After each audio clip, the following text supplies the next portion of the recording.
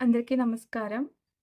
ఈరోజు వీడియోలో మార్చ్ 3న వచ్చే చంద్రగ్రహణం మరియు పౌర్ణమి గురించి పూర్తి వివరాలు ఇప్పుడు తెలుసుకుందాం. అందరూ తప్పకుండా వినండి.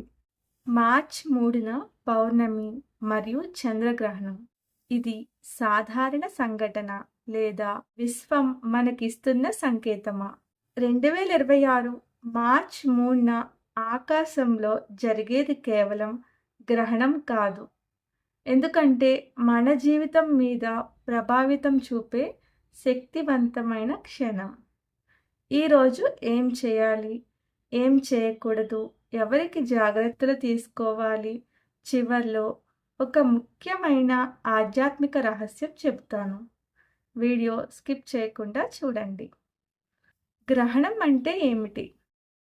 చంద్రగ్రహణం అంటే భూమి నీడలోకి చంద్రుడు వెళ్ళడం. ఇది అందరికీ తెలిసిందేనండి.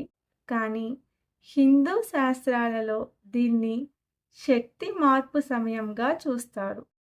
పురాణాల ప్రకారం రాహువు, కేతువు కదా మీకు తెలుసు కదా!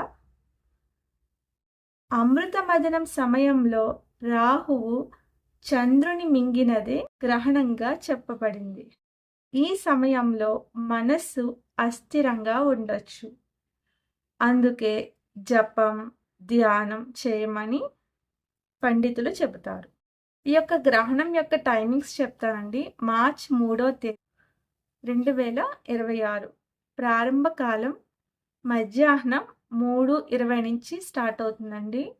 సంపూర్ణ గ్రహణం వచ్చేసి 4:34 4 గంటల 34 నిమిషాలు. గరిష్ట స్థితి ఎక్కువగా ఉండే స్థితి వచ్చేసి 5:04 5 గంటల 4 నిమిషాలు సాయంత్రం. సంపూర్ణ ముగింపు వచ్చేసి 5 గంటల 33 నిమిషాలు. పూర్తి ముగింపు వచ్చేసి 6 గంటల 47 నిమిషాలు. సాయంత్రం 6 గంటల 47 నిమిషాలు. భారతదేశంలో చంద్రుడు సాయంత్రం 6 గంటల 20 తర్వాత కనిపిస్తాడు. అంటే మనకు గ్రహణం చివరి భాగం మాత్రమే కనిపిస్తుంది. ఇప్పుడు మనకి గ్రహణ కాలం స్టార్టింగ్ వచ్చేసండి 3:20 నుంచి స్టార్ట్ అవుతుంది కాబట్టి దానికన్నా 3 గంటల ముందే మనం భోజనం అది చేసేసి ఉండాలన్నమాట. పిల్లలు, వృద్ధులు ఉంటారు కదా!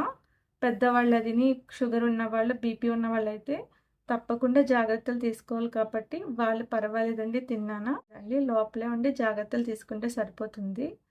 సో, రిమైనింగ్ వాళ్ళు 3 గంటల ముందే అంటే 12:00కల్లా భోజనం చేసేస్తే చాలా మంచిదండి. సో, మీకు అర్థమైందనుకుంటున్నాను. సో, మనకి స్టార్టింగ్ వచ్చేసి 3:20 అండి.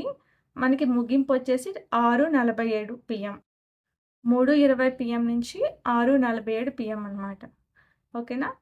మనం గ్రహణం స్టార్ట్ అయిందంటే సూతక కాలం కూడా ఉంటుందంటారండి పెద్దలు. సో, గ్రహణానికి 9 గంటల ముందే సూతకం అనేది మొదలవుతుందనమాట.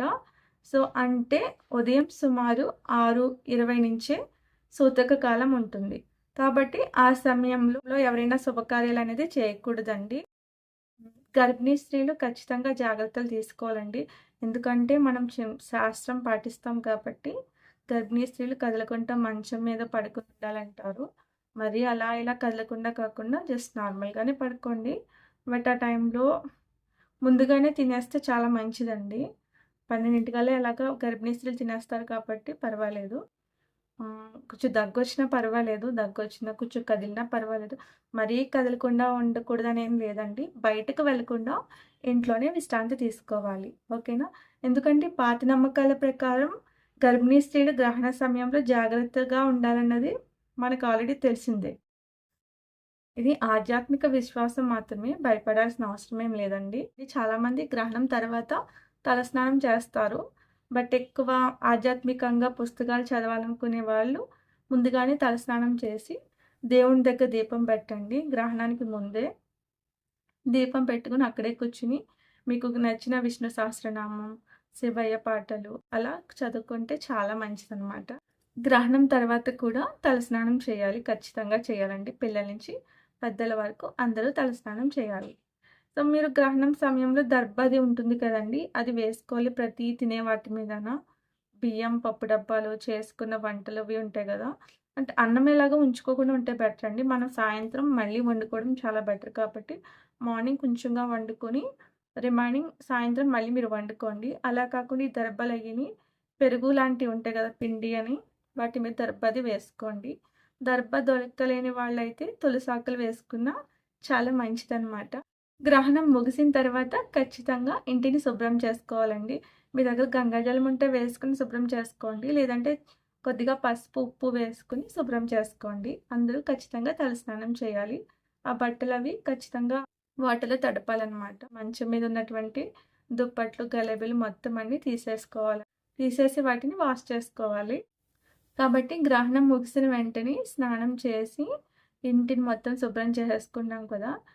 నీట్‌గా దేవుడిని కూడా ఖచ్చితంగా శుభ్రం చేసుకోవాలండి. దేవుడి పటాలన్నిటిని తడిగుడ్డతో క్లీన్ చేసుకొని, గంధము, కుంకుమ బొట్లు పెట్టుకొని, దీపం వెలిగించుకుంటే సరిపోతుంది. కొంతమంది ఎవరికైనా వీలైతే పేదలకి ఏదైనా దానం చేస్తే కనుక, అది 100 రెట్లు ఫలితం ఇస్తుందండి ఆ టైంలోని. సో, కుదిరితే అలాగే చేయండి. ఓకే. గ్రహణం అనేది భయపడాల్సిన విషయం కాదు. ఇది మనలోని నెగెటివ్ ఎనర్జీని విడిచిపెట్టే సమయం. ఈరోజు చెడు అలవాట్లు మానాలని సంకల్పం చేసుకోండి. మనలోని ఉన్న కోపాన్ని తగ్గించుకోవాలి. దేవుని నామస్మరణ చేయండి. నిజంగా కోపం తగ్గించుకోవాలనుకుంటూ ఆ క్షణం చాలా ఉంటది. ఇలాగ పిల్లలు ఏదైనా అల్లరి చేసినా వెంటనే మనకి కోపంతో బీపీ కూడా వచ్చేస్తది అంతలా అరుస్తాము. బట్ పిల్లల మీద అరవకూడదు. చూసుకొని కొంచెం తగ్గించుకోవాలి. కొంచెం కొంచెంగా తగ్గించుకుంటే మనలో చాలా మంచి మార్పొస్తుందండి. అది మనకే మంచిది. ఖచ్చితంగా ట్రై చేయండి. మన హెల్త్ పరంగా కూడా చాలా మంచిదనమాట. అండ్ ఫోను కూడా ఎక్కువ చూడకూడదండి. ఈ మధ్య పిల్లలు ఫోను చూస్తున్నారు. పెద్దలు ఫోను చూస్తున్నారు. ఆ ఫోను వల్ల నేను కూడా ఫేస్ చేశాను. హ్యాండ్స్ దగ్గర నుంచి స్టార్ట్ అవుతుందండి మనకి రేడియేషన్స్ అవి ఎక్కేసి బ్రెయిన్ వరకు వెళ్ళి పైన ఇదంతా మనకి డిజినెస్ కింద వచ్చేస్తుంది. నేనైతే సఫర్ అయ్యానండి. సో, ఫోన్ అది కొంచెం తగ్గించుకోండి. ఖచ్చితంగా తగ్గించుకోవాలి. ఓకేనా? కోపం తగ్గించుకోండి. హ్యాపీగా ఉండండి. ఆరోగ్యంగా ఉండండి. 2026 మార్చి 3న ఆకాశంలో చంద్రుడు కొద్దిసేపు కనిపించకపోవచ్చు. కానీ మన జీవితంలో వెలుగనేది తగ్గకూడదు. ఈ గ్రహణానికి భయంగా కాకుండా ఆధ్యాత్మిక శక్తిగా స్వీకరించండి. ఆ రోజు పౌర్ణమి కూడా ఉందండి. నార్మల్‌గానే పౌర్ణమి అంటే చంద్రుడు పూర్తిగా ప్రకాశించే రోజు. కానీ అదే రోజు మనకి గ్రహణం కూడా ఉందండి. పౌర్ణమికి చాలామంది రాత్రి సమయంలో చంద్రునికి పూజ చేస్తారు కదా! నార్మల్‌గా పౌర్ణమి తిథి మార్చి 2వ తారీఖు సాయంత్రం 5:55 నుంచే స్టార్ట్ అవుతుంది కాబట్టి, మార్చి 2న ఈరోజు సాయంత్రమే మీరు పూజ చేసుకోవాలనుకుంటే చేసుకోండి. అంటే మార్చి 3న మనకి కరెక్ట్‌గా అదే టైంకి గ్రహణ సమయం ముగుస్తుంది కదా! సో, అదొకటి చూసుకోండి. పౌర్ణమి రోజు నాడు చేయవలసినవి అందరికీ తెలిసిందే కదా! ఉదయాన్నే లేచి తలస్నానం చేస్తాము. ఇంట్లో దీపం వెలిగించుకుంటాము. విష్ణు సహస్రనామాన్ని చదువుకొని ఆరాధిస్తాము. అంతేకాకుండా లక్ష్మీదేవికి కూడా పూజ చేస్తే ఐశ్వర్యం కలుగుతుందని మనకి నమ్మకం అండి. మీరు నార్మల్‌గా దైవనామస్మరణ చేసుకుంటే చాలా మంచిదండి ఆ రోజు. ఆ రోజు పౌర్ణమి రోజు నాడు చాలామంది ఉపవాసం ఉంటారు కాబట్టి, గ్రహణ సమయంలో తినకూడదు అనేవి మీకు పర్వాలేదనమాట. అంటే చాలామంది పెద్దవాళ్ళు ఉపవాసం ఉంటారు పౌర్ణమి టైంలోని. అలాంటి వాళ్ళకి ప్రాబ్లమ్ లేదండి. పిల్లలు, గర్భిణీ స్త్రీలైతే జాగ్రత్తగా ఉండాలి.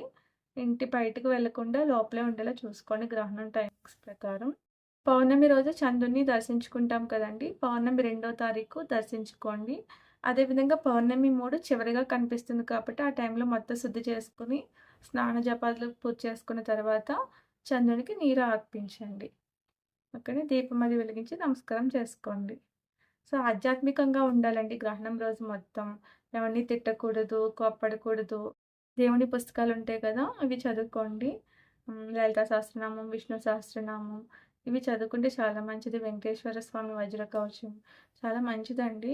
లక్ష్మీదేవి యొక్క నామాలు, సో, ఇవన్నీ దుర్గాదేవి నామాలు, శివయ్య ఇవందరి గురించి మీరు అలా కూర్చొని ఒక గంట చదువుకుంటే చాలా మంచిది. టీవీ ఆన్ చేసుకుంటే ఆ రోజంతా మనకి భక్తి పాటలు, భక్తి సందేశాలే ఉంటాయి కాబట్టి చూస్తూ ఆధ్యాత్మికంగా గడపండి. పౌర్ణమి రోజైనా, గ్రహణం రోజైనా మాంసాహారం అనేది తీసుకోకూడదండి. కోపం ఉండకూడదు, అబద్ధం మాట్లాడడం, ఇతరులకి హాని చేసేవి చేయకండి. పౌర్ణమి రోజు ప్రత్యేక ఫలితాలకొస్తే, ఈరోజు ఏమైనా దానం చేసినా కూడా 100 రెట్లు ఫలితం ఇస్తుందని అంటారు. దానం చేస్తే మెయిన్ కుటుంబంలో శాంతి వస్తుందని నమ్మకం. ఆధ్యాత్మిక శక్తి పెరుగుతుందని విశ్వాసం. పౌర్ణమి అంటే కేవలం చంద్రుడు పూర్తిగా కనిపించే రోజు కాదు. మన మనసు కూడా పూర్తిగా శాంతిగా మారే రోజు. ఈరోజు ఒక మంచి సంకల్పం చేసుకుంటే జీవితంలో మంచి మార్పులు వస్తాయి. మీ కుటుంబానికి ఈ వీడియో షేర్ చేయండి. ధన్యవాదములు.